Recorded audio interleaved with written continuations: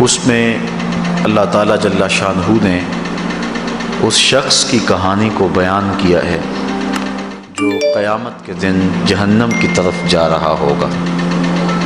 کچھ لوگ اسے پوچھیں گے ما سلککم فی سقر، کہ تم جہنم میں کیوں جا رہے ہو؟ تو وہ جواب میں کہے گا لم نک من المصلین، کہ ہم نماز نہیں پڑھا کرتے تھے۔ آج جہنم میں جانے کا سبب نماز نہ پڑھنا ہے۔ پنجگانہ نماز ہر عاقل بالغ مرد اور عورت پر فرض کی گئی ہے، اور قرآن مجید میں مختلف صیغوں سے 700 سے زائد مرتبہ اس کی تاکید ارشاد فرمائی گئی ہے۔ سینکڑوں احادیث نماز کی تاکید، فضائل، ادا کرنے کی ترغیب اور نہ پڑھنے پر ترہیب میں وارد ہیں۔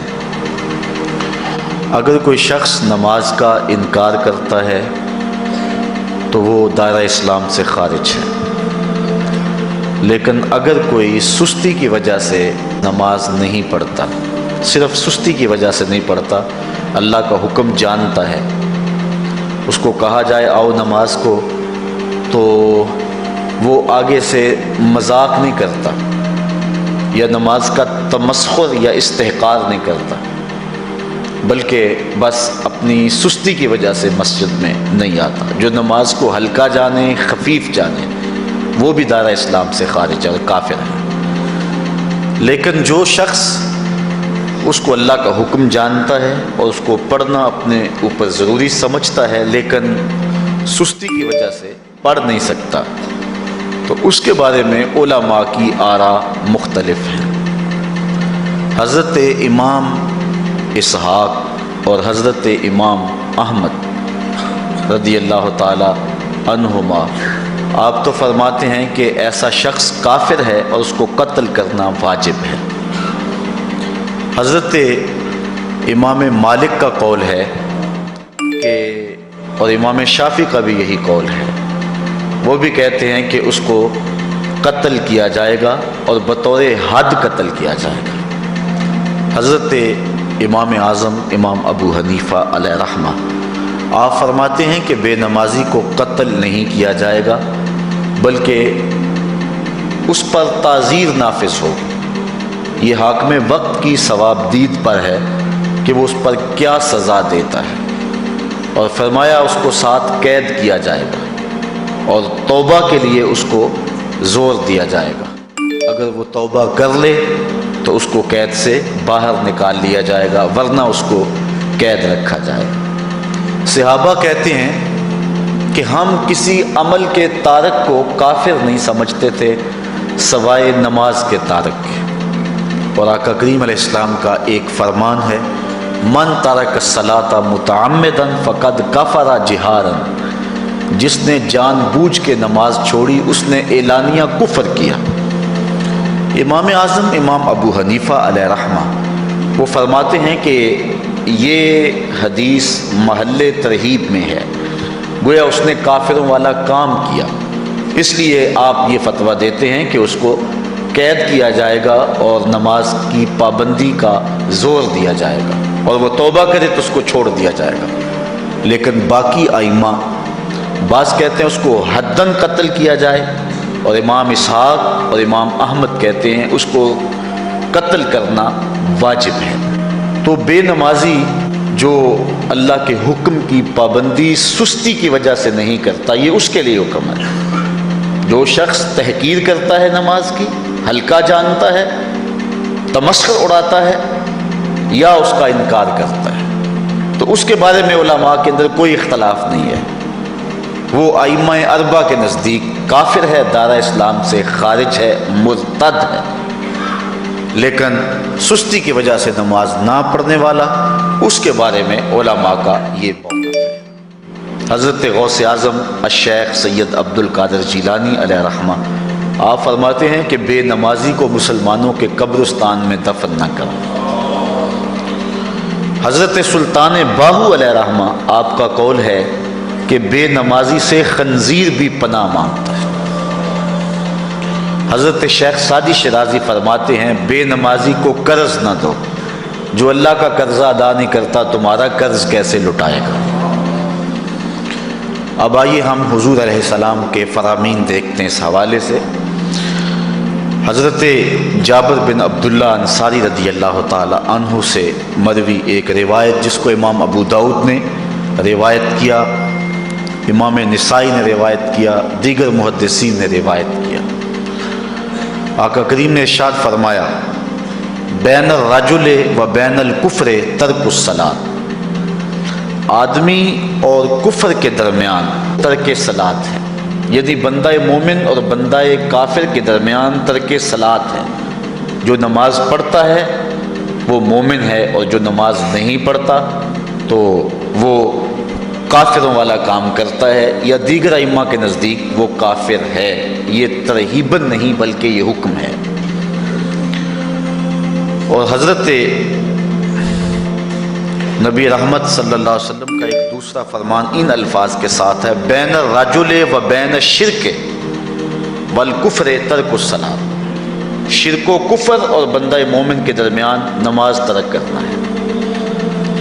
حضرت امام ابن ماجہ نے ان الفاظ کے ساتھ روایت کو نقل کیا ہے بین الکفر والایمان ترک الصلاۃ، ایمان اور کفر کے درمیان نماز کا ترک کرنا ہے۔ اور آقا کریم علیہ السلام کا وہ فرمان جو حضرت انس سے مروی ہے، جس کو طبرانی نے اپنی موجم میں لکھا، بھی آپ کے سامنے میں نے رکھا، کہ حضور نے فرمایا من ترک الصلاۃ متعمدا فقد کفر جہارا، جس نے جان بوجھ کے نماز چھوڑی اس نے اعلانیہ کفر کیا۔ حضرت ابو ہریرہ رضی اللہ تعالی عنہ سے ایک روایت ہے کہ وہ فرماتے ہیں لا سہم فی الاسلام لمن لا صلاۃ ولا صلاۃ لمن لا وضوء لہ، کہ اس شخص کا اسلام میں کوئی حصہ نہیں ہے جو نماز نہیں پڑھتا، اور اس شخص کا نماز میں کوئی حصہ نہیں ہے جو وضو نہیں کرتا۔ وضو کے بغیر نماز نہیں ہوتی، اور نماز کے بغیر اسلام نہیں ہوتا۔ اور اسی روایت کو بالفاظ دیگر حضرت عبداللہ ابن عمر رضی اللہ تعالی عنہ نے حضور سے یوں روایت کیا ہے، طبرانی نے اپنی موجم میں اس کو لکھا لا ایمان لمن لا امانتہ ولا صلاۃ لمن لا طہور لہ ولا دین لمن لا صلاۃ لہ۔ حضور فرمایا کہ اس شخص کا ایمان نہیں جس میں امانت نہیں، اور اس شخص کی نماز نہیں جس کو پاکیزگی حاصل نہیں، اور اس شخص کا دین نہیں جس کو نماز نصیب نہیں۔ حضرت امام ابن ماجہ نے اس روایت کو اپنے الفاظ کے ساتھ روایت کیا ہے۔ حضرت بریدہ رضی اللہ تعالیٰ عنہ اپنے باپ سے روایت کرتے ہیں اور وہ حضور سے روایت کرتے ہیں۔ حضور علیہ السلام نے ارشاد فرمایا ان العہد الذی بیننا و بینہم الصلاۃ فمن ترکہا فقد کفر، کہ ہمارے اور ان لوگوں کے درمیان جو معاہدہ ہے وہ نماز کا ہے، جس نے نماز کو چھوڑ دیا اس نے کفر کیا، یعنی ہمارا اور ان کا پھر اب معاہدہ باقی نہیں رہے گا۔ حضرت امام بخاری نے روایت نقل کی ہے، حضور نے ارشاد فرمایا من ترک الصلاۃ العصر فقد حبط اعمالہ، جس نے عصر کی نماز چھوڑی اللہ اس کے سارے عمل برباد کر دیتا۔ حضرت ابو ہریرہ رضی اللہ تعالی عنہ سے روایت ہے جس کو امام ابن ماجہ نے اور امام نسائی نے روایت کیا ہے، وہ حضور سے روایت کرتے ہیں، بڑی مشہور روایت ہے۔ حضور نے ارشاد فرمایا ان اول ما یحاسب بہ العبد بصلاتہ فان صلحت فقد افلح وانجح وان فسدت فقد خاب وخسر۔ فرمایا قیامت کے دن بندے سے سب سے پہلا حساب نماز کا لیا جائے گا، اگر اس کی نماز ٹھیک ہو گئی تو وہ فلاح پا گیا، اگر پہلا تول ٹھیک آ گیا تو وہ کامیاب ہے، وانجح اور نجات پا گیا، وان فسدت فقد خاب وخسر، اور اگر پہلا تول ہی ٹھیک نہ ہوا تو پھر وہ ذلیل و رسوا ہو گیا۔ حضرت عبادہ بن صامت رضی اللہ تعالیٰ عنہ سے ایک طویل روایت ہے، وہ کہتے ہیں کہ حضور علیہ السلام نے مجھے 7 چیزوں کا حکم دیا، مجھے وصیت کی کہ ان 7 کاموں کو کرنا ہے۔ ان کے اندر جو دوسری چیز تھی وہ حضور نے یہ ارشاد فرمائی، وَلَا تَتْرُكُوا الصَّلَاةَ مُتَعَمِّدِينَ فَمَنْ تَرَكَهَا مُتَعَمِّدًا فَقَدْ خَرَجَ مِنَ الْمِلَّةِ، کہ جان بوجھ کے کبھی نماز نہ چھوڑنا، جس نے نماز چھوڑی وہ ملت اسلامیہ سے نکل گیا۔ اور حضرت معاذ بن جبل رضی اللہ تعالی عنہ سے بھی ایک طویل روایت ہے کہ حضور نبی رحمت صلی اللہ علیہ وسلم نے ان کو 10 وصیتیں کی تھیں۔ حصول برکت کے لیے یہ ساری حدیث میں آپ کے سامنے رکھ دیتا ہوں۔ کہتے ہیں اوصانی رسول اللہ صلی اللہ علیہ وسلم بعشر کلمات، حضور نے مجھے 10 باتیں ارشاد فرمائیں، حکمت سے بھری اور رحمتوں سے بھری ہوئی ایک ایک بات ہے، ان کے بول بہاروں جیسے اور اصحاب ستاروں جیسے۔ تو اتنا خوبصورت کلام، لہو خورشید کا ٹپکے اگر ذرے کا جگر چیر۔ حضور نے 10 باتیں حضرت معاذ بن جبل رضی اللہ تعالی عنہ کو بطور وصیت ارشاد کی۔ کہتے ہیں کالا، حضور نے مجھے کہا، ارشاد کیا، لا تشرک باللہ شیئا وَإِن قُتِلْتَ وَحُرِّقْتَ، اللہ کے ساتھ کسی کو شریک نہ ٹھہرانا، اگرچہ تجھے قتل بھی کیا جائے اور تجھے آگ میں جلا بھی دیا جائے، کبھی بھی اللہ کے ساتھ شریک نہ ٹھہرانا۔ دوسری بات حضور نے مجھے یہ ارشاد فرمائی، وَلَا تَعْصِ وَالِدَيْكَ وَإِنْ أَمَرَاكَ أَن تَخْرُجَ مِنْ أَهْلِكَ وَمَالِكَ، کہ اپنے والدین کی کبھی نافرمانی نہ کرنا، اگرچہ تجھے حکم دیں کہ اپنے مال کو اور اپنے بچوں کو لے کے گھر سے نکل جا، تو کہا یہ کر لینا، نکل جانا، لیکن والدین کی نافرمانی نہ کرنا۔ تیسری بات حضور نے ارشاد فرمائی، وَلَا تَتْرُكَنَّ صَلَاةً مَكْتُوبًا مُتَعَمِّدًا فَإِنَّ مَنْ تَرَكَ صَلَاةً مَكْتُوبَةً مُتَعَمِّدًا فَقَدْ بَرِئَتْ مِنْهُ ذِمَّةُ اللَّهِ۔ فرمایا اے معاذ بن جبل، فرض نماز جان بوجھ کر کبھی بھی نہ چھوڑنا، زندگی میں کبھی نہ ہو کہ تجھ سے فرض نماز چھوٹے، اس لیے کہ جس نے فرض نماز جان بوجھ کے چھوڑ دی، اللہ اور اس کے رسول نے اس سے اپنا ذمہ اٹھا لیا۔ اب وہ جدھر مرضی جائے، اللہ نے جو ذمہ لیا ہوا ہے مومن کا، اللہ اٹھا لیتا ہے۔ چوتھی چیز حضور نے جو ارشاد فرمائی، وَلَا تَشْرِبَنَّ خَمْرًا فَإِنَّهُ رَأْسُ كُلِّ فَاحِشَةٍ، اے معاذ بن جبل، زندگی میں کبھی بھی شراب نہ پینا، ہر بے حیائی کی جڑ ہے اور بنیاد ہے شراب۔ پانچویں چیز کہتے ہیں حضور نے جو مجھے ارشاد فرمائی وہ یہ تھی، وَإِيَّاكَ وَالْمَعْصِيَةَ فَإِنَّ بِالْمَعْصِيَةِ حَلَّ سَخَطُ اللَّهِ، کہا کبھی اللہ کی نافرمانی نہ کرنا، اللہ کی نافرمانی سے اللہ کی ناراضگی مول لینے والی بات ہے، اللہ تعالیٰ کی معصیت سے اس کی ناراضگی جائز ہو جاتی ہے، حلال ہو جاتی ہے۔ اور چھٹی چیز کہتے ہیں حضور نے یوں ارشاد فرمائی، وَإِيَّاكَ وَالْفِرَارَ مِنَ الزَّحْفِ وَإِنْ هَلَكَ النَّاسِ، کہا جب محاذ پہ ڈٹا ہونا تو کبھی پیٹھ نہ پھیرنا، اگرچہ لاشیں جو ہیں وہ گر رہی ہوں اور لوگ ہلاک ہو رہے ہوں، سارے لشکر کے ہلاک ہو جانے کا ڈر بھی ہو، لیکن کہا معاذ بن جبل میں تمہیں وصیت کرتا ہوں کبھی پیٹھ پھیر کے بھاگنا نہیں ہے۔ حضور نے کہتے ہیں مجھے جو 7ویں چیز ارشاد فرمائی وہ یہ تھی، وَإِنْ أَصَابَ النَّاسَ مَوْتٌ فَاصْبُتْ، اگر تو کسی ایسے علاقے میں رہتا ہو جہاں موت آ جائے، کوئی بیماری آ جائے موت والی، تو علاقہ چھوڑ کے بھاگنا نہ، وہیں رہنا، تیری قسمت میں زندگی ہوئی تجھے کوئی موت دے نہیں سکتا، اور اگر موت تیرے لیے لکھی گئی ہے تو جہاں مرضی چلا جائے تو موت سے بچ نہیں سکتا، اس لیے ایسے مقام سے بھاگ کر نہ جانا، وہیں ڈٹے رہنا اور وہیں رکے رہنا۔ 8ویں چیز کہتے ہیں حضور نے مجھے ارشاد فرمائی، وَأَنفِقْ عَلَىٰ أَهْلِكَ مِن طَوْلِكَ، کہا اللہ نے تجھے جو وسعت دی ہے، تجھے جو مال دیا ہے، اس کو اپنی اولاد پر کھل کے خرچ کرنا، اپنی اولاد سے بخل نہ کرنا، اولاد کے معاملے کے اندر جہاں ان کی ضرورت ہو اس کو کھل کے پورا کرنا ہے۔ اور حضور نے 9ویں بات جو ارشاد فرمائی وہ یہ تھی وَلَا تَرْفَعْ عَنْهُمْ عَصَاكَ أَدَبًا، اپنی اولاد کو ادب سکھانے کے لیے ڈنڈا نہ چھوڑنا، عصا ہمیشہ لٹکا کے رکھنا، کوڑا باندھ کے رکھنا۔ اور 10ویں چیز کہتے ہیں حضور نے جو مجھے ارشاد فرمائی وَأَخْفِهِمْ فِي اللَّهِ، اپنی اولاد کے دل میں اللہ کا خوف ڈالتے رہنا، اللہ کا ڈر پیدا کرنا اپنی اولاد کے اندر۔ تو نے اپنی اولاد کو یونیورسٹی اور کالجوں تک پہنچایا، بیرون ملک سے بھی تعلیم دلوائی، لیکن اللہ کا خوف نہ سکھایا۔ اللہ کا خوف سکھانا اپنی اولاد کو، ایسے لوگوں کی صحبت میں بٹھانا جن کی صحبت میں بیٹھ کر اللہ کا خوف پیدا ہو جائے، ان کو ایسی کتابیں لا کے دینا کہ جن سے خشیت الہی ان کے سینے میں پیدا ہو۔ اگر تو نے سب کچھ دے دیا، عالی نسب بنگلے دے دی اپنی اولاد کو، تو نے جو ہے وہ بہت اچھی تعلیم دلوا دی اپنی اولاد کو، دنیاوی سوسائٹی کے اندر ان کا وقار بہت بلند ہو گیا، تو نے سب کچھ دے دیا اپنی اولاد کو، اللہ کا خوف نہیں دیا تو کچھ بھی نہیں دیا۔ تو حضور نے جو 10ویں وصیت حضرت معاذ بن جبل کو کی وہ یہ ہے کہ انہیں اللہ سے ڈراتے رہنا، اللہ تعالیٰ کا خوف، ان کی خشیت ان کے سینے میں پیدا کرنا۔ اللہ اکبر۔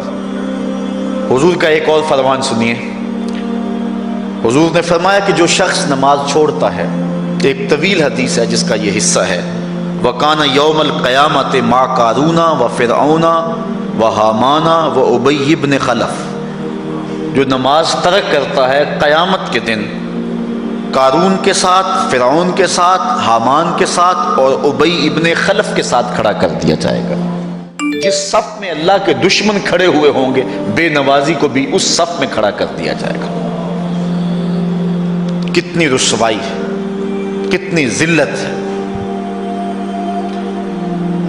کوئی بندہ یہ گوارا کرتا ہے کہ مجھے اس صف میں کھڑا کر دیا جائے جس پہ دشمنان خدا کھڑے ہوں، دشمنان رسول کھڑے ہوں؟ میری کوئی بہن، میری کوئی بیٹی کیا یہ گوارا کر سکتی ہے کہ اس کو حضور پہ کانٹے پھینکنے والی ام جمیل کے ساتھ کھڑا کر دیا جائے، اس کو حضور کو اذیت دینے والی عورتوں کے ساتھ کھڑا کر دیا جائے؟ نہ میری کوئی بہن اور نہ کوئی میری ماں اس بات کو گوارا کرتی۔ تو جب ہم یہ گوارا نہیں کرتے تو پھر ہمیں عزم کرنا چاہیے کہ آج کے بعد نماز نہیں چھوڑنی ہے۔ میں نے کسی جگہ پہ یہ بات بیان کی اور ساری گفتگو اسی عنوان سے ہوئی، کچھ ماحول ایسا بنا ہوا تھا، تو مجھے بعد میں صابر نامی وہاں کے ایک ساتھی نے فون کیا 2 یا 3 دن کے بعد، کہنے لگا کہ ہماری بستی میں ایک شخص بھی بے نمازی نہیں رہا ہے۔ اس حدیث کا زور اتنا ہے، اس حدیث کا وزن اتنا ہے۔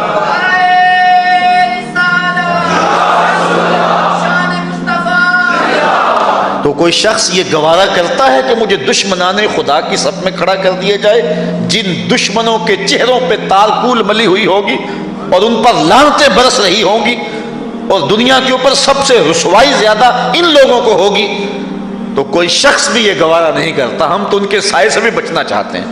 میرے مالک، ہمارا حشر ان کے ساتھ نہ کرنا، ہمارا حشر تو ابو بکر و عمر کے ساتھ کرنا، ہمارا حشر تو عثمان غنی کے ساتھ کر دینا، ہمارا حشر تو مولا کائنات کے ساتھ کر دینا۔ مالک، ہمارا حشر بریلی کے امام احمد رضا کے ساتھ کر دینا، ہمارا حشر امام غزالی کے ساتھ کر دینا، بلال حبشی کے ساتھ کر دینا۔ ہماری آرزویں تو یہ ہیں، ہماری تمنائیں تو یہ ہیں۔ ہم تو کہتے ہیں مولا کل قیامت کے دن اٹھیں تو داتا کے قدموں میں اٹھیں، خواجہ اجمیری کی چوکھٹ سے اٹھیں، ہم اٹھیں تو شاہ نقشبند بخاری کا جلوس آگے ہو، ہم اس جلوس کے ساتھ شامل ہوں، خواجہ معین الدین چشتی کی غلامی میں اٹھیں، ہم حضرت غوث اعظم کی نوکری میں اٹھیں، حضرت شیخ شہاب الدین کی نوکری میں اٹھیں۔ تو ہماری آرزویں تو یہ ہیں، ہماری تمنائیں تو یہ ہیں، لیکن اگر ہم یہ چاہتے ہیں کہ ہم ان لوگوں کے ساتھ اٹھیں تو پھر ایک نماز بھی ترک نہیں کرنا ہوگی، اور اگر نماز ترک ہو گئی تو کتنی بڑی سزا ہے، کتنی بڑی رسوائی ہے، کتنی بڑی ذلت ہے، اور یہ آپ کے رسول کا فرمان ہے۔ اللہ اکبر، کہ قیامت کے دن وہ شخص جو نماز نہیں پڑھتا، قیامت کے دن اس کو دشمنان خدا کی صف میں کھڑا کر دیا جائے گا۔ یہ ہو نہیں سکتا کہ ہم نے یہ حدیث سن لی اور اب نماز قصداً چھوڑیں۔ آج عزم کر کے اٹھیں، اور اولاد نہیں آئی، بیٹیاں نہیں آئیں، گھر والے نہیں آئے، لیکن جا کے اس بات کو گھر میں نافذ کرنا ہے، اس کو حکمن نافذ کرنا ہے گھر کے اندر۔ ہمارا گھر ہو رسول اللہ کی امتی کا، اور گھر میں کوئی بے نماز ہو، یہ حکم دینا ہے، وَأْمُرْ أَهْلَكَ بِالصَّلَاةِ، فرمایا اپنے گھر والوں کو نماز کا حکم دو۔ اس گھر میں نحوست ہوتی ہے جس گھر میں بے نمازی ہوتے ہیں۔ اس لیے آج ہم یہاں سے عزم کر کے جانا ہے کہ آج کے بعد ہم نماز نہیں چھوڑیں گے انشاءاللہ۔ اتنے زور سے کہو کہ شیطان کا کلیجہ پھٹ جائے۔ اللہ ہماری اس انشاءاللہ کو قبول کرے، قبول کرے۔ اللہ ہم کو پنجگانہ سجدے کی توفیق دے۔ کتنا بد نصیب ہے شخص کہ جس کی پیشانی اس کی حضور جھکتی نہیں ہے، سارا دن کبھی کسی کو سیلوٹ کرتا ہے، کبھی کسی کو سیلوٹ کرتا ہے، کہتا ہے میرے اس سے بھی تعلق ہونے چاہیے، اس سے بھی واسطہ ہونا چاہیے، اس سے بھی رابطہ ہونا چاہیے، کبھی دنیا میں کام پڑ جاتا ہے، اس سے بھی تعلق رہنا چاہیے میرا۔ کہاں کہاں صبح سے لے کر شام تک سلوٹ مارتا ہے، ایک اللہ کے حضور نہیں جھکا جاتا۔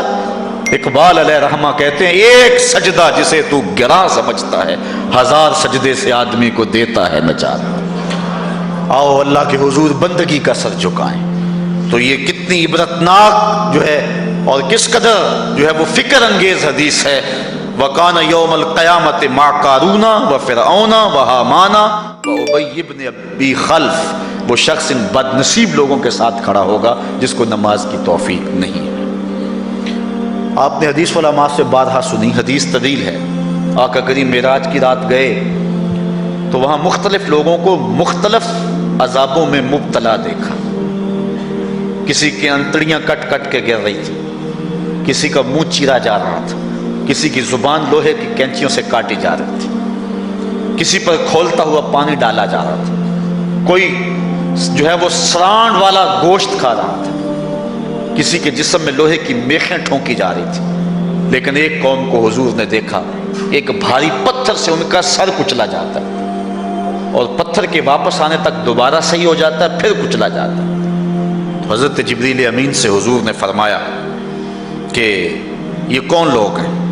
یا جبریلو من ہاؤلائے، یہ لوگ کون ہیں کہ ان کے سر پتھروں سے کچلے جا رہے ہیں؟ قال ہاؤلائے الذین تثاقلت رؤوسہم عن الصلاۃ المکتوبہ، کہا یہ وہ بد نصیب لوگ ہیں کہ فرض نمازوں سے جن کے سر بوجھل رہتے تھے، نماز پنجگانہ فرض بھی نہیں پڑھا کرتے تھے، یہ وہ بد نصیب ہیں، آج ان کے سر کوٹے جا رہے ہیں۔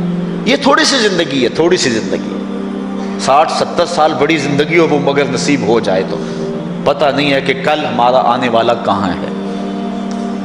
کتنا غافل اور بد نصیب ہے وہ شخص کہ جس کو سجدہ نصیب نہیں ہے۔ سجدہ تو بندگی کا نام ہے، زندگی آمد برائے بندگی، زندگی بے بندگی شرمندگی۔ بندہ تو ہے ہی بندگی میں۔ کسی شخص نے راستے میں جاتے جاتے چائے کی پیالی پلا دی ہو نا بازار میں، تو ہم جب بھی اس گلی سے گزرتے ہیں اس کو سلوٹ کر کے جاتے ہیں، السلام علیکم، یار اس سے بڑے سلام لیتے ہو، یہ بڑا محبت والا ہے، بڑے اخلاق والا ہے۔ یار جس نے چائے کی پیالی پلا دی ایک مرتبہ، اس کو تو جاتے آتے سلام کر کے جاتے ہو۔ جس رب نے زندگی بخشی ہے، جس رب نے جو ہے وہ ساری بہاریں عطا کی ہیں، اس کے حضور میں جھکا جاتا ہے۔ کتنا متکبر شخص ہے جو اللہ کے حضور نہیں جھکتا۔ اللہ اکبر۔ کہا یہ وہ بد نصیب لوگ ہیں فرض نمازوں سے جن کے سر بوجھل رہا کرتے تھے۔ اللہ اکبر۔ حضور نبی رحمت صلی اللہ علیہ وآلہ وسلم نے ارشاد فرمایا، نماز چھوڑنا تو خیر بہت بری بات ہے، جو شخص نماز پڑھتے ہیں لیکن جماعت سے نہیں پڑھتے، فرمایا میرا جی چاہتا ہے کہ اپنی جگہ کسی اور کو کھڑا کروں اور جوانوں کا ایک گروہ ساتھ لوں، اور جو لوگ مسجد میں نماز پڑھنے نہیں آتے ان کے گھروں کو آگ لگا دوں۔ رحمت للعالمین آقا فرما رہے ہیں کہ ان کے گھروں کو آگ لگا دوں۔ کتنا غصہ ہے ان لوگوں پر کہ جو مسجد میں آ کر نماز نہیں پڑھتے، اور جو پڑھتے ہی نہیں۔ اس دور میں تو کوئی تھا ہی نہیں کہ مومن ہو نماز نہ پڑھتا ہو۔ اللہ اکبر۔ تو مومن نماز ہی پڑھتے تھے، تو اگر کسی سے گھر میں نماز پڑھی گئی تو فرمایا میرا جی چاہتا ہے۔ آج نماز تو نماز رہی، ہم کو تو جمعہ بھی نصیب نہیں ہے۔ کتنے لوگ ہیں کہ جو پابندی کے ساتھ نماز جمعہ بھی نہیں پڑھتے۔ حضور کا ایک فرمان سنیے، آقا کریم نے ارشاد فرمایا من ترکل جمعۃ ثلاث جمعۃ متوالیات فقد نبذ الاسلام وراء ظہرہ، جس نے بغیر کسی عذر کے 3 جمعے چھوڑ دیے اس نے اسلام کو اپنی پشت کے پیچھے ڈال دیا، اس نے پرواہ ہی نہیں کیا اسلام کی۔ اور ایک حدیث کے لفظ ہیں من ترک ثلاث جمعات من غیر عذر کتب من المنافقین، جس نے بغیر کسی عذر کے 3 جمعے چھوڑ دیے اس کا نام منافقوں کی فہرست میں لکھ دیا جاتا۔ اور ایک حدیث کے لفظ اس حوالے سے ہیں من ترک ثلاث جمع تہاونا بہا طبع اللہ علی قلبہ، جس نے سستی کی وجہ سے 3 جمعے چھوڑ دیے تو اس کے دل پر اللہ غفلت کی مہر لگا دیتا ہے۔ یہ وہ بد نصیب شخص ہے کہ جو نماز جمعہ چھوڑتا ہے۔ حضرت ابن حجر نے الزواجر کے اندر ایک روایت لکھی ہے، وہ فرماتے ہیں جو شخص نماز ترک کرتا ہے اس کو بہت ساری رسوائیاں ہیں۔ وقت اتنا طویل نہیں ہے کہ ایک ایک چیز کو تفصیل سے بیان کروں۔ وہ کہتے ہیں پہلی بات تو یہ ہے کہ اس کی عمر میں برکت اٹھا لی جاتی، دوسری بات اس کے چہرے سے صالحین کا نور اتار لیا جاتا، تیسری بات وہ کوئی بھی عمل کرے اس کا ثواب نہیں ملتا اس کو، یہ دنیا پر اس کو سزائیں ہیں۔ چوتھی سزا دنیا پر اس کو یہ ملتی ہے اس کی دعائیں قبول نہیں ہوتی، اور 5ویں سزا اس کے لیے یہ ہے کہ اس کے لیے جو نیک لوگ دعا کرتے ہیں ان دعاؤں کا حصہ اسے نہیں ملتا۔ مومن نیک سحری وقت اٹھ کے دعا مانگتے اللہ پوری امت پر کرم کر دے، تو یہ بھی امت میں شامل ہے، دعا اللہ والے کی تو قبول ہوئی لیکن اس کا حصہ نکال دیا گیا، اس کا حصہ نیک لوگوں کی دعاؤں سے نکال دیا گیا۔ اور جب وہ مرنے لگتا ہے نزا کے وقت 3 اس کو سزائیں ملتی، ایک تو بھوکا مرتا ہے، دوسرا پیاسا مرتا ہے، تیسرا ذلیل ہو کے مرتا ہے۔ اور قبر کے اندر اس کو 3 سزائیں ہیں۔ حضرت امام ابن حجر کہتے ہیں ایک تو اس کی قبر تنگ کر دی جائے گی، حتیٰ کہ ادھر والی پسلیاں ادھر اور ادھر والی پسلیاں ادھر۔ دوسرا اس کی قبر میں آگ ڈالی جائے گی، جو اللہ کی حضور نہیں جھکتا اس کی قبر اس لائق ہے کہ اس میں آگ ڈالی جائے۔ اور تیسری اس کے اوپر ایک اژدہا مسلط کر دیا جائے گا جس کا نام ہے شجاع الاقرع، اور جب وہ ڈنگ مارے گا تو 70 گز تک وہ شخص زمین میں دنس جائے گا اور وہ مسلسل یہ ڈنگ مارتا رہے گا۔ اور کہا کہ 3 سزائیں اس کو حشر میں پہنچیں گی، ایک تو اس کا حساب سختی سے لیا جائے گا، اور جس کا حساب سختی سے لیا گیا وہ بچ پائے گا، حساب سے بچے گا وہ جس سے اللہ صرف نظر کرے گا۔ اللہ اکبر۔ ایک تو اس کا حساب سختی سے لیا جائے گا، دوسرا اللہ تعالیٰ جل شانہ اپنے قہر و غضب کا اس پہ اظہار کرے گا، اور تیسری اس کو سزا یہ دی جائے گی کہ اس کو جہنم میں ڈال دیا جائے گا۔ ساتھیاؤ، میں اور آپ آج کی اس بزم میں یہ پختہ عزم کر کے اٹھیں کہ آج ہم خود بھی اور اپنی اولاد کو بھی، اپنے دوستوں کو بھی، میرے والد گرامی فرمایا کرتے تھے جس سے دوستی ہو نا اس کی انگلی پکڑ کے دین کی راہ پہ لے آؤ، یہ دوستی کا حق ہے۔ اس کے لیے آپ بہت کچھ کرتے ہیں لیکن اگر اس کو دین نہیں دیا تو کچھ بھی نہیں دیا۔ کوشش کرو میرا دوست ہو اور جہنم میں جائے۔ والدین بچے کے مستقبل کے لیے کتنی کوشش کرتے ہیں، لاکھوں روپیہ لگاتے ہیں مستقبل ٹھیک ہو جائے، کرتے ہیں کہ نہیں کرتے؟ یونیورسٹیوں کے اندر، کالجوں کے اندر کتنی بھاری فیسیں بھرتے ہیں، کیوں اتنا کچھ کیوں کر رہے ہو؟ میں نے دیکھا بوڑھا باپ اپنی کمر پہ بوریاں لاد کے مزدوری کرتا ہے، مائیں اپنا زیور بیچ رہی ہیں کہ اولاد پڑ جائے۔ میاں اتنا کچھ کیوں کر رہے ہو؟ جی مستقبل ٹھیک ہو جائے۔ یہ مستقبل کتنا ہے؟ 20-25 سال کا، اور جو اصل مستقبل ہے اس کی فکر ہی نہیں کسی کو۔ اصل مستقبل تو وہ ہے، اللہ اکبر۔ بیرون ملک جائے بیٹا تو ماں کہتی ہے بس دعا کرو کہ میرا بیٹا خیریت سے پہنچ جائے۔ بیٹی کی شادی کرتی ہے تو ماں کہتی ہے دعا کرو کہ اپنے گھر میں اس کو چین مل جائے۔ کسی کا انٹرویو ہوتا ہے، لوگ کہتے ہیں جناب دعا کرو کہ اس انٹرویو میں وہ کامیابی سے گزر جائے۔ میں کہتا ہوں جب قبر میں اترتا ہے پھر کسی نے آ کر کبھی نہیں کہا کہ دعا کرو مشکل گھڑی آ گئی ہے خیریت سے گزر جائے۔ اصل امتحان تو یہ ہے، اگر اس امتحان سے گزر گیا تو کامیابی اور بامرادی۔ یہ تھوڑا سا مستقبل دنیا کا، اس کے لیے ہم کتنے پیسے لگا دیتے ہیں، سب کچھ اولاد کو آتا ہے، ہر شے فر فر پڑھتے اور بولتے ہیں، دعائے قنوت بھی نہیں آتی ہوتی۔ تو ہم اپنی اولاد کے لیے دین کا تحفہ اس کو کبھی نہ چھوڑیں۔ اللہ اکبر، کوشش کریں، محنت کریں۔ حضور نبی رحمت صلی اللہ علیہ وآلہ وسلم نے ان بد عمل واعظین کی بات بھی کی ہے کہ جو لوگوں کو نیکی کا حکم دیتے ہیں اور خود اس پہ عمل نہیں کرتے۔ آج ہمارے کچھ واعظین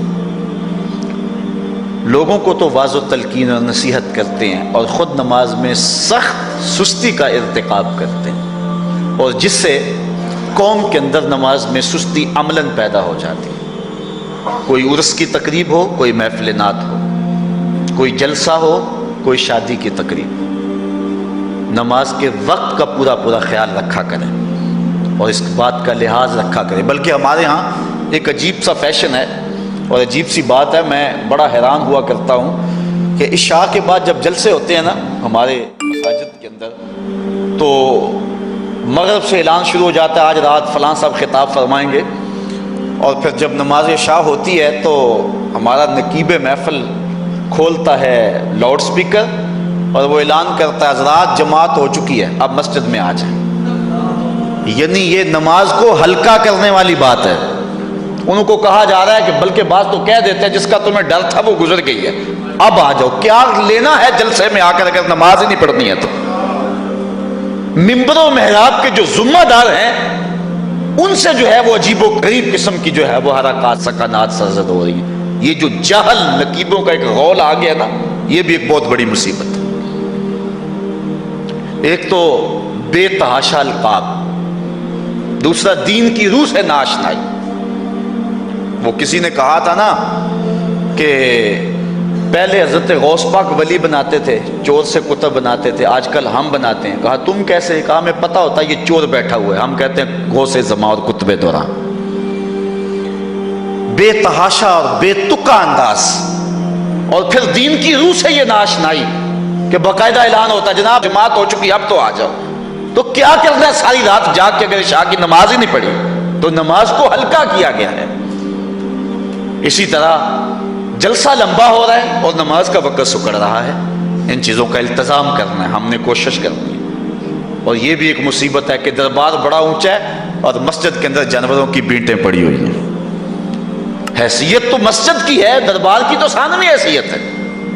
دربار پہ 3 کروڑ روپیہ لگا ہوا ہے اور مسجد میں چٹائیاں بھی موجود نہیں ہیں۔ اپنے بھی خفا مجھ سے ہیں بیگانے بھی ناخوش، کہ زہر حلاحل کو کبھی کہہ نہ سکا کند، بات وہی کہتا ہوں سمجھتا ہوں جسے حق، نئے ابلہ مسجد ہوں نئے تہذیب کا فرزند۔ ہم نے ان چیزوں کو دیکھنا ہے۔ اچھا، بعض والدین کی ایک سستی ہے، وہ آتے جناب تعویذ کر دو، ہماری اولاد نماز نہیں پڑھتی، بچے نماز نہیں پڑھتے، اور کہتے ہیں جی ہماری تو چلو گزر گئی، ہم تو نہیں پڑھتے، یہ تو پڑھیں۔ میں کہتا ہوں یہ کیوں پڑھیں جب تم نہیں پڑھتے؟ الولد سر لابیہ، بیٹا باپ کا راز ہوتا ہے۔ تم مجھ سے تعویذ لینے آگے ہو، گھر میں مصلی بچھا کے سجدہ کرو، تمہاری اولاد بھی تمہارے تتبع میں سجدہ کرنے کی عادت ڈال دے گی۔ حضور فرمایا بچے 7 سال کے ہوں تو انہیں مسجد میں لے جاؤ، 10 سال کے نہیں پڑھتے تو ان کو مار کے پڑھاؤ۔ اب اولاد ہوگی جوان، خود کبھی سجدہ کیا نہیں، اب کہتے ہیں شاید تعویذ سے کم چل جائے گا۔ جو تعویذ اللہ کے رسول نے تمہیں دیا تھا کہ 7 سال کے ہوں تو پکڑ کے انگلی مسجد کا راستہ دکھاؤ، 10 سال کے ہو جائیں تو مار کے پڑھاؤ، ان کے سینے میں اللہ کا خوف داخل کرو، ان کو قرآن کی تلاوت سکھاؤ۔ علموا اولادکم 3 خصال، اپنی اولاد کو 3 چیزیں سکھاؤ۔ حب نبیکم، ایک اپنے نبی کا پیار سکھاؤ، وحب اہل بیت ہی، رسول اللہ کے اہل بیت کا پیار سکھاؤ، وتلاوت القرآن، اور قرآن کا پڑھنا سکھاؤ۔ چھین لو سیڑیاں ان کے ہاتھوں سے گانے والی، چھین لو ان کے ہاتھوں سے جو ہے وہ ناول، اور ان کے ہاتھ میں قرآن دے دو۔ کتنے خوش نصیب دن تھے، گلیوں سے گزرتے تھے، گھروں سے قرآن کے پڑھنے کی آواز آتی تھی۔ آج پاپ میوزک کی صدائیں تو آتی ہیں، آج قرآن کی آوازیں نہیں آتی. تو یہ عجیب ہے جی، ہم نہیں پڑھتے یہ تو پڑھے. میں کہتا ہوں یہ کیوں پڑھیں جب تم نہیں پڑھتے ہو؟ تمہارے اوپر کیا اب فرض ساقط ہو چکا ہے بڑھاپے کی وجہ سے؟ تم بوڑھے ہو کے نہیں پڑھتے ہو، تمہاری اولاد تم چاہتے ہو جوانی میں پڑھ لے؟ تم خود اللہ کے حضور سجدہ کرو اور پھر دیکھنا تمہارے تتبع میں، تمہاری اتباع میں تمہاری اولاد بھی تمہاری پیچھے پیچھے ہوگی. اللہ اکبر. صاحب اس عنوان سے کہنے کے لیے بہت کچھ ہے. اللہ تعالیٰ جل شانہ اپنی رحمتیں عطا فرمائے. اعلیٰ حضرت سے دو لوگوں نے فتویٰ پوچھا. بریلی کا ایک محلہ ہے، محلہ ذخیرہ، اس میں ہادی اسد اور قرب محمد نامی لوگوں نے تنظیم بنائی نماز کی دعوت کے لیے. کچھ لوگ ان کی بات کو نہ سنتے. اعلیٰ حضرت سے استفتاء کیا، فتاوی رضویہ کے اندر موجود ہے کہ ہم نماز کی دعوت دیتے ہیں، کچھ لوگ اس کے باوجود نہیں آتے، تو حکم شرعی کیا ہے؟ تو اعلیٰ حضرت فرماتے ہیں کہ پہلے تو نرمی سے انہیں سمجھائیں، آؤ نماز کی طرف. نہیں مانتے، مؤثر لوگ ڈالیں جو ان کو کہیں. یہ تھے ہمارے کرنے والے کام. ہم کن جھگڑوں میں پڑے ہوئے؟ مؤثر معاشرے کے لوگ تلاش کریں اور ان کو سمجھائیں، جن کی وہ مانتے ہیں، ٹالتے نہیں، ان سے سمجھائیں ان کو. اور فرماتے ہیں اگر ان کے سمجھانے سے بھی نہیں سمجھتے تو فرمایا فتویٰ پھر یہ ہے ان سے بائیکاٹ کر دیں، ان سے ترک کلام کر دیں، ان سے گفتگو چھوڑ دیں. ہم نے تو کبھی بیٹوں سے نہیں چھوڑی گفتگو. بیوی بے نماز ہو، ہم ہر شے بیوی سے منوا لیتے ہیں. کبھی کہا تیرے ہاتھ کی پکی روٹی نہیں کھاؤں گا اگر تو نماز نہیں پڑھتی؟ کبھی بیٹا کہے امی تو نماز نہیں پڑھتی، میں تیرے ہاتھ کی روٹی نہیں کھاؤں گا؟ جو ماں بیٹے کے لیے سب کچھ کرتی ہے، کتنے دکھ جھیلتی ہے، کسی کے گھر کے برتن مانجنے پڑے وہ بھی مانجتی ہے، کیا بیٹے کی خواہش پہ نماز نہیں شروع کر دے گی؟ جب عادت ڈالے گی تو پھر اللہ دل میں بھی وہ محبت ڈال دے گا. کیونکہ ہمارا تو اتنا ہی کام ہے نا. حضرت بایزید بسطامی نے یہی کیا تھا نا. حضرت بایزید بسطامی علیہ رحمہ خواہش پہ نماز نہیں شروع کر دے گی، جب عادت ڈالے گی تو پھر اللہ دل میں بھی وہ محبت ڈال دے گا. کیونکہ ہمارا تو اتنا ہی کام ہے نا. حضرت بایزید بسطامی نے یہی کیا تھا نا. حضرت بایزید بسطامی علیہ رحمہ بسطام کے لوگوں کی تربیت کر رہے ہیں. کسی محلے کے کونے میں آ کر ایک فاحشہ عورت بیٹھ گئی، لوگوں کا دین ایمان اجاڑنے لگی. کسی نے کہا بایزید تیرا شہر لٹ رہا ہے، جس کو تو اشکوں سے سیراب کیا تھا اور سجدہ ہائے سحرگاہی سے جس شہر کو نور بخشا تھا، تیرا شہر لٹ رہا ہے. کہا کیا ماجرا ہوا؟ لوگوں نے کہانی سنائی. بایزید بسطامی صبح مصلی اٹھایا اور جا کے اس فاحشہ عورت کے دروازے پہ مصلی بچھا لیا. اب جو بھی گاہک آتا بایزید بسطامی کو بیٹھا ہوا دیکھ کے راستہ بدل لیتا. اس نے انتظار کیا، رات کے اندھیرے گہرے ہو گئے، آج کوئی گاہک ہی نہیں آیا. اس نے کھڑکی سے جھانک کر کے دیکھا ایک بوڑھا بابا بیٹھا ہوا ہے، ہاتھ میں تسبیح ہے، مصلی بچھایا ہوا ہے.